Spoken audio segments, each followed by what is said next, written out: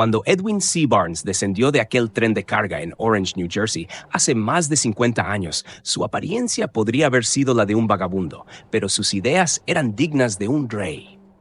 Mientras caminaba desde las vías del tren hacia la oficina de Thomas A. Edison, su mente no dejaba de trabajar. Se imaginaba de pie frente a Edison, viéndose a sí mismo, pidiendo la oportunidad de cumplir el sueño más grande de su vida, convertirse en socio del legendario inventor. Este deseo no era una simple esperanza, ni un anhelo pasajero. Era un deseo ardiente, vibrante, que lo consumía por completo. No había ambigüedades. Era un objetivo claro y definido, tan sólido como su determinación. Años después, Barnes se encontró nuevamente frente a Edison, en esa misma oficina donde lo había conocido por primera vez. Pero esta vez, todo era diferente. Su deseo ya no era un sueño, se había materializado. Barnes era socio de Edison. El anhelo más profundo de su vida se había convertido en una realidad tangible. ¿Qué hizo posible su éxito? Barnes triunfó porque eligió un objetivo claro, definido, y volcó toda su energía, voluntad y esfuerzo en alcanzarlo. Puso todo de sí mismo en el camino hacia esa meta, y ese enfoque absoluto fue la clave de su victoria. Pasaron 5 años antes de que la oportunidad que tanto había deseado se manifestara. Para el resto del mundo, Barnes era solo una pieza más en la maquinaria de los negocios de Edison. Sin embargo, dentro de sí mismo, siempre se consideró el socio de Edison, cada minuto de cada día, desde el momento en que puso un pie en aquella oficina. Esta es una prueba extraordinaria del poder de un deseo definido. Barnes alcanzó su meta porque anhelaba ser socio de Edison más que cualquier otra cosa en la vida. Diseñó un plan para lograrlo y, lo más importante, quemó todas sus naves. No dejó lugar para el retroceso. Se mantuvo inquebrantable en su deseo hasta que éste se transformó en la obsesión central de su vida y, finalmente, en una realidad. Cuando decidió ir a Orange, no pensó: intentaré convencer a Edison de que me dé algún empleo. No, su mentalidad era otra. Voy a presentarme ante Edison y explicarle que he venido a hacer negocios con él, se decía con convicción. No consideró plan B, no pensó en una salida alternativa en caso de fracasar. No hubo titubeos como: estaré atento por si surge otra oportunidad. Su única afirmación fue: no hay nada más en este mundo que quiera tanto como asociarme con Edison. Quemaré todas mis naves y apostaré mi futuro a mi capacidad para alcanzar este objetivo. Para Barnes, el fracaso no era una opción. No contempló la idea de retroceder. Tenía que triunfar o morir en el intento. Y esa, precisamente, es la esencia de su éxito. Hace mucho tiempo, un gran guerrero enfrentó una situación que ponía a prueba su liderazgo y determinación. Estaba a punto de llevar a sus tropas a luchar contra un enemigo que los superaba en número y fuerza. Al llegar al territorio enemigo, desembarcó junto a sus soldados y equipos, y tomó una decisión tan arriesgada como definitiva. Ordenó quemar las naves que los habían llevado hasta allí. Antes de la primera batalla, reunió a sus hombres y, señalando el humo de los barcos en llamas, declaró: esos barcos son nuestra única vía de escape. Ahora no tenemos opción. ¿Venceremos o moriremos? Y vencieron. Esta historia es un poderoso recordatorio de que quienes triunfan en cualquier empresa deben estar dispuestos a quemar sus propias naves, eliminando cualquier posibilidad de retroceder. Solo así se puede cultivar ese estado mental conocido como deseo ardiente de ganar, un ingrediente esencial para el éxito. Otro ejemplo de este principio lo encontramos en el gran incendio de Chicago. Al día siguiente del desastre, un grupo de comerciantes se reunió en State Street, mirando los restos humeantes de sus tiendas. Decidieron si debían reconstruir o abandonar la ciudad en busca de mejores oportunidades.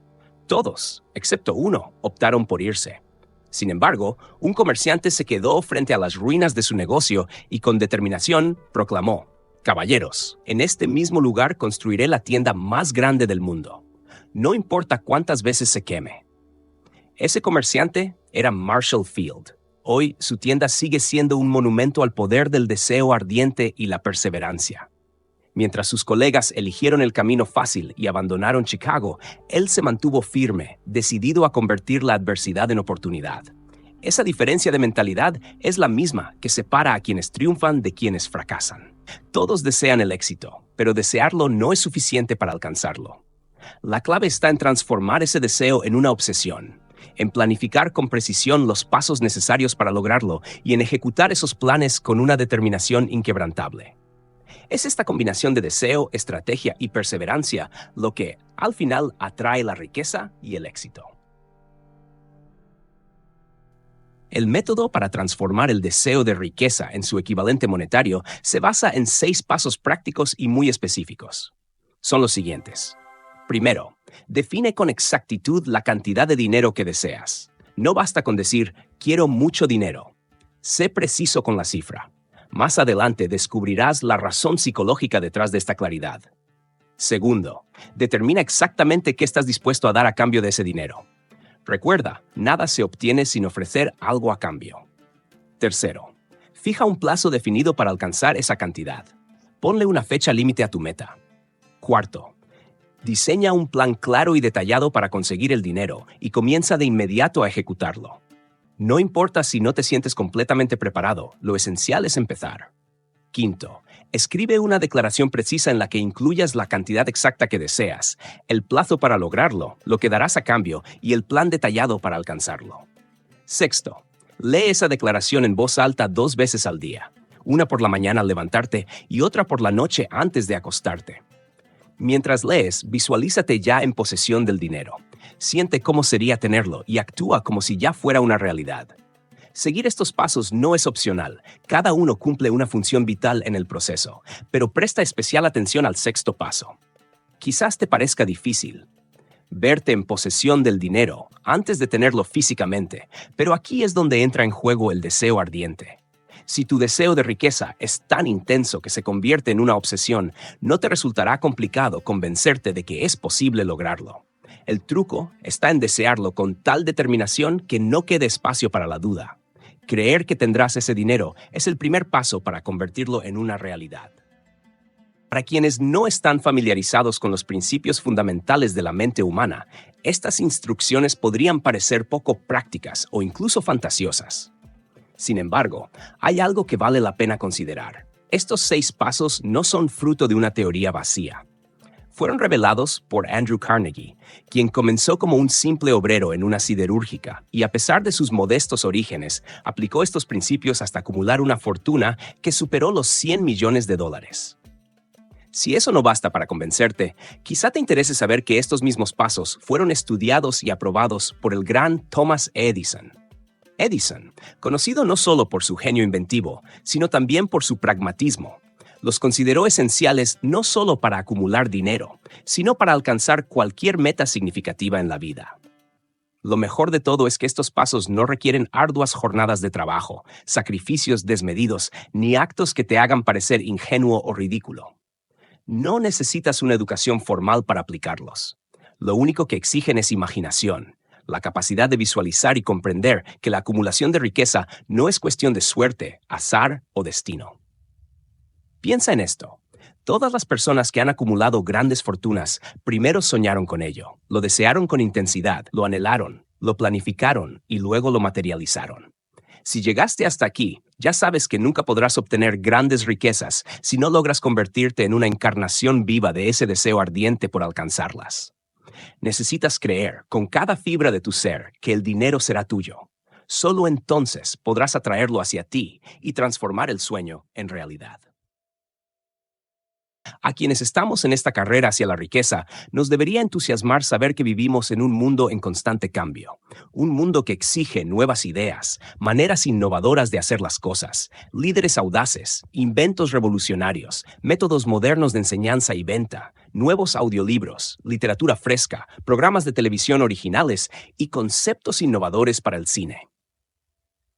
Detrás de esta insaciable demanda por lo nuevo y mejorado, hay una cualidad esencial que todos debemos poseer para triunfar: la claridad de propósito. Saber con precisión qué queremos y desearlo con intensidad es el motor que nos impulsa. Quienes aspiramos a acumular riqueza, debemos recordar que los grandes líderes de la historia siempre han sabido captar las fuerzas invisibles e intangibles de las oportunidades emergentes. Han transformado esos impulsos de pensamiento en realidades concretas: rascacielos, fábricas, aviones, automóviles y todo aquello que hace la vida más placentera. Mientras planifica cómo obtener su parte de esta abundancia, no permita que los detractores apaguen sus sueños. Para obtener grandes recompensas, hay que abrazar el espíritu de los pioneros, de aquellos soñadores del pasado que nos legaron todo lo valioso que hoy disfrutamos. Si lo que quiere hacer es correcto y cree en ello, adelante, persiga sus sueños con determinación y no preste atención a quienes lo critiquen si encuentra tropiezos en el camino. Recuerde que cada aparente fracaso lleva consigo la semilla de un éxito equivalente. Thomas Edison soñaba con una lámpara que funcionara con electricidad. Pese a más de 10,000 intentos fallidos, no se rindió hasta convertir su sueño en realidad. Así actúan los soñadores prácticos. Nunca abandonan. James Millan, con la visión de una cadena de tiendas de cigarros, materializó su sueño, y hoy las United Cigar Stores ocupan las mejores esquinas en muchas ciudades. Los hermanos Wright imaginaron una máquina que surcara los cielos, y su perseverancia hizo de aquel sueño una realidad que hoy domina el transporte mundial.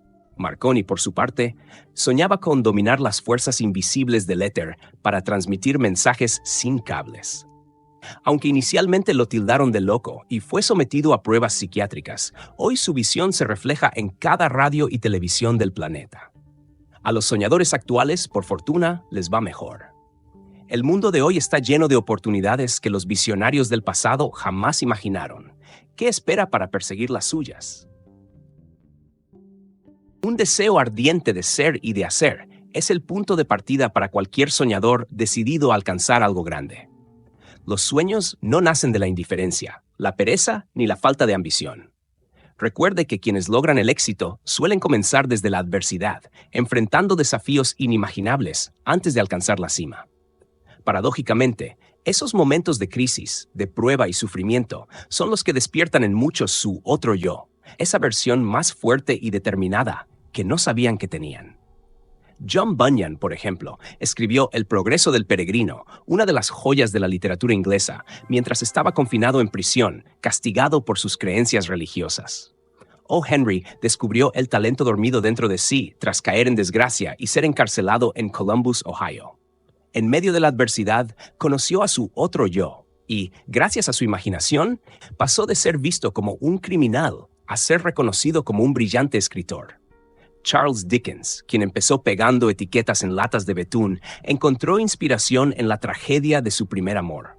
Esa profunda herida en su alma dio lugar a David Copperfield y a muchas otras obras que enriquecieron la vida de millones. Helen Keller, sorda, muda y ciega desde su infancia, demostró al mundo que nadie está verdaderamente derrotado mientras no acepte la derrota como su destino. Su vida entera es una prueba de superación que la inmortalizó como una de las grandes figuras de la historia. Incluso Robert Burns, un campesino pobre y analfabeto que luchó contra la maldición de la pobreza y el alcoholismo, embelleció al mundo con su poesía, transformando espinos en rosales metafóricos. Beethoven, sordo, y Milton, ciego, dejaron legados eternos porque soñaron y tuvieron el valor de convertir esos sueños en realidades organizadas. Hay una gran diferencia entre desear algo y estar verdaderamente preparado para recibirlo. Nadie está listo para conquistar lo que desea hasta que no crea de manera absoluta que lo merece. Esa convicción, esa certeza que supera la simple esperanza, es el estado mental necesario para lograrlo. La mente abierta es indispensable. Una mente cerrada no fomenta la fe, ni el coraje, ni la determinación necesarias para triunfar. Recuerde, no cuesta más esfuerzo aspirar a lo grande, reclamar abundancia y prosperidad, que aceptar la pobreza y la mediocridad. Como lo expresó un poeta sabiamente en unos versos inolvidables. Le pedí a la vida un penique, y un penique fue lo único que me dio. Por mucho que le rogué en la noche cuando contaba mis pocas monedas, pues la vida es un amo justo que siempre da lo que se le pide. Pero, una vez que fijas el precio, debes aceptar el trato hecho. Trabajé por un sueldo de jornalero y descubrí, para mi asombro, que cualquier paga que le hubiera pedido a la vida me la habría dado con gusto. Así que, ¿por qué conformarse con menos cuando la vida está lista para darlo todo? Quiero cerrar este capítulo con la historia de una de las personas más extraordinarias que he conocido. Lo vi por primera vez pocos minutos después de su nacimiento. Llegó a este mundo sin orejas, ni rastro físico de ellas, y el médico, con gesto sombrío, me aseguró que sería sordo y mudo para siempre. Sin embargo, no acepté ese diagnóstico. Era mi hijo, y como padre me aferré al derecho de creer algo distinto. Decidí que de alguna manera él oiría y hablaría. ¿Cómo sucedería? No lo sabía, pero estaba seguro de que encontraría el camino. Recordé las palabras del gran Emerson. El curso de las cosas acontece para enseñarnos la fe. Solo necesitamos estar atentos. Hay indicadores, claves, para cada uno de nosotros, y si escuchamos con humildad, oiremos la palabra justa. Para mí, esa palabra fue deseo. Más que cualquier otra cosa, deseaba con toda mi alma que mi hijo no quedara atrapado en un silencio eterno. Y ese deseo, esa determinación, no vaciló ni un solo instante. ¿Qué podía hacer? Encontraría el modo de transmitirle a mi hijo ese deseo ardiente, de inyectar en él la fe de que podría escuchar, aunque fuese de una manera que la naturaleza aún no nos había revelado. Cuando fuese lo suficientemente mayor para comprender, me encargaría de llenar su mente con esa convicción, con la esperanza de que la misma naturaleza se encargara de convertirlo en realidad. Guardé esos pensamientos para mí, no los compartí con nadie, pero renovaba diariamente la promesa que me hice a mí mismo. Mi hijo no sería sordo-mudo. Con el tiempo, comenzaron a aparecer señales. Cuando empezó a percibir el mundo que lo rodeaba, notamos que respondía, aunque de manera tenue, a ciertos sonidos. No hablaba cuando llegó la edad habitual en la que los niños comienzan a emitir sus primeras palabras, pero sus acciones delataban que algo escuchaba. Eso era todo lo que necesitaba saber. Si podía percibir aunque fuese un leve murmullo, entonces existía la posibilidad de desarrollar más esa capacidad. Fue entonces cuando ocurrió algo que llenó mi corazón de esperanza. Lo que sucedió no provenía de un gran plan ni de una solución compleja, sino de algo completamente inesperado. Una chispa, un destello de posibilidad que marcó el inicio de un cambio increíble. Compramos un fonógrafo y la primera vez que mi hijo escuchó música, quedó fascinado. Su entusiasmo fue tan grande que muy pronto convirtió el aparato en su posesión personal. Recuerdo un día en particular en el que pasó casi 2 horas poniendo el mismo disco una y otra vez, de pie frente al fonógrafo, mordiendo el borde de la caja como si quisiera absorber cada nota. En ese momento no entendimos la importancia de lo que estaba haciendo. Años después supimos que, sin saberlo, estaba utilizando el principio de la conducción ósea para percibir el sonido. El descubrimiento no se detuvo ahí. Poco tiempo después noté algo asombroso. Podía oírme claramente si le hablaba directamente al hueso mastoideo, esa pequeña protuberancia en la base del cráneo. Fue como abrir una puerta hacia lo que siempre había deseado para él. Una vez que supe que mi voz llegaba a sus oídos de esta manera, me dediqué con más ahínco a transferirle mi propio deseo de que pudiera oír y hablar algún día. Cada noche, antes de dormir, le contaba cuentos. Descubrí que disfrutaba enormemente esas historias, así que las convertí en una herramienta. No eran simples relatos, sino vehículos para plantar en su mente ideas de confianza, imaginación y sobre todo un deseo profundo de escuchar y ser como los demás niños. Entre todas las historias, había una que narraba con especial entusiasmo, dándole un toque dramático cada vez que la repetía. La había creado con un propósito claro, convencerlo de que su dificultad no era una carga, sino una ventaja única y valiosa. ¿Creía realmente que eso era cierto? La verdad es que, aunque la idea de que toda adversidad encierra una semilla de ventaja me resultaba lógica, en ese momento no tenía idea de cómo esta circunstancia podría transformarse en algo positivo. Sin embargo, seguí adelante con fe, confiando en que el tiempo y el deseo ardiente nos mostrarían el camino. Mirando hacia atrás, puedo ver claramente que la fe que mi hijo depositó en mí jugó un papel crucial en los sorprendentes resultados que logramos. Él nunca dudó de nada de lo que le decía. Le vendí la idea de que tenía una ventaja única sobre su hermano mayor y que esa ventaja se manifestaría de muchas maneras. Por ejemplo, le dije que los maestros en la escuela, al notar que no tenía orejas, le prestarían una atención especial y lo tratarían con amabilidad y comprensión excepcionales. Y efectivamente, siempre fue así. También le aseguré que cuando tuviera la edad suficiente para vender periódicos, como lo hacía su hermano mayor, él tendría una ventaja aún mayor.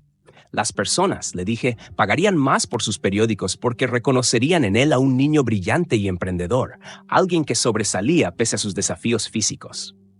cuando tenía 7 años, vimos la primera evidencia de que este enfoque estaba funcionando. Durante meses, había estado rogando por la oportunidad de vender periódicos, pero su madre no le daba el permiso. Decidido a conseguir lo que quería, tomó cartas en el asunto.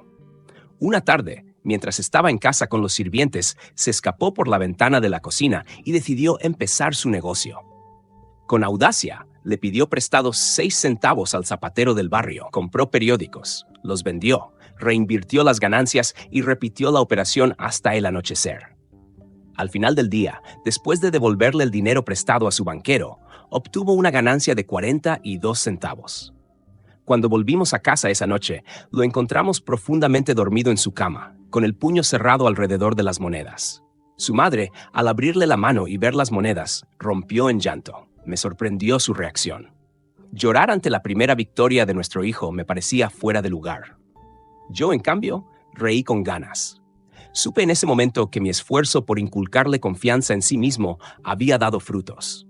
Donde su madre veía a un niño sordo que se había aventurado en la calle, arriesgándose para ganar unas monedas, yo veía a un pequeño empresario valiente, lleno de ambición y confianza. Este primer logro me pareció un indicador claro de que había desarrollado una determinación y una creatividad que le serían útiles toda su vida. La transacción, en mi opinión, fue mucho más que un simple negocio. Fue la primera gran prueba de que estaba destinado a triunfar. El pequeño sordo asistió a la escuela, al instituto y a la universidad, sin poder oír a sus maestros, salvo cuando les gritaban de cerca. Nunca lo enviamos a una escuela para sordos, ni le permitimos aprender el lenguaje de señas. Habíamos decidido que debía vivir una vida normal y mantuvimos esa decisión, aunque nos costó más de una discusión acalorada con los funcionarios escolares. Cuando llegó al instituto, probó un aparato eléctrico para mejorar su audición, pero no tuvo éxito. Sin embargo, durante su última semana en la universidad, ocurrió algo que marcaría un hito en su vida. De manera casi casual, entró en posesión de otro aparato para mejorar su audición, que le enviaron para probar. Al principio dudó en usarlo, debido a su desilusión con el aparato anterior, pero decidió probar suerte. Se lo puso, conectó las baterías y, para su sorpresa, como por arte de magia, su sueño de oír como cualquier persona con audición normal se hizo realidad.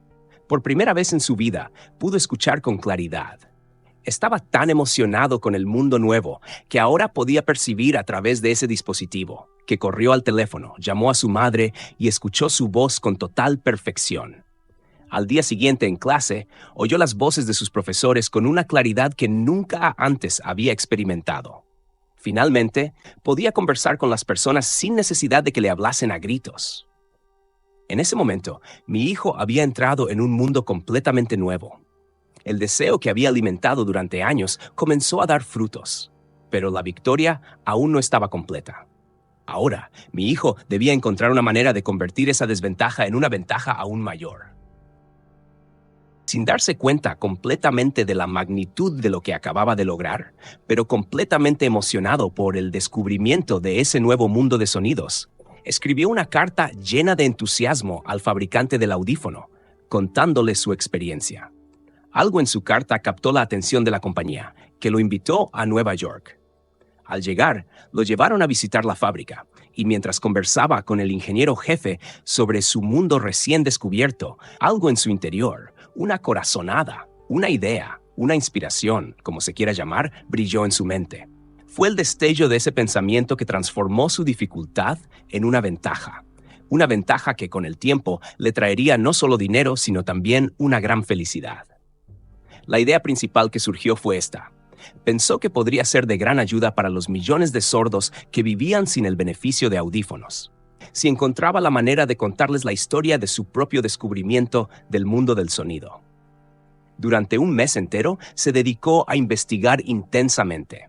Analizó el sistema de ventas del fabricante y se le ocurrieron formas de comunicarse con los sordos de todo el mundo, decidido a compartir con ellos su nuevo mundo recién descubierto.